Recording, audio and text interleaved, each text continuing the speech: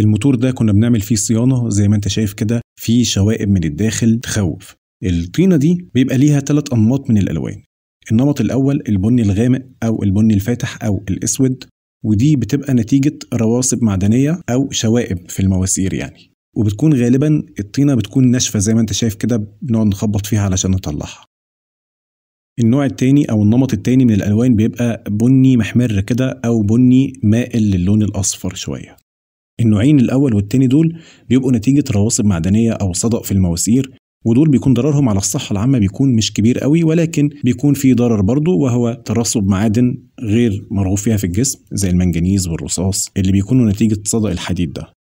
النمط الثالث من الألوان بقى، وهو ده الأشد ضررا على الصحة العامة، الطينة اللي لونها بني مخضر شوية أو مائلة للخضرة شوية. دي بتكون بكتيريا وطحالب، ودي غالبا بتكون في المواتير اللي بتشتغل على خزانات. ففي الحالة دي بيفضل ان احنا نغسل خزانات اول باول، وعموما في كل الحالات بيفضل ان احنا نحط فلتر قبل الموتور، ولو نقدر نزود بفلتر بعد الموتور برضو. الفيديو ده كده كان زي تحذير او تنبيه هام، حاول دايما تاخد الموتور عند فني مختص ينظفه لك اول باول. بفكرك ان القناة عليها قوائم تشغيل مرتبة للمبتدئين من اول الاساسيات ولحد الاحتراف في كل ما يخص الهندسة والصيانة العامة. انا احمد داوود، دكتور هندسة.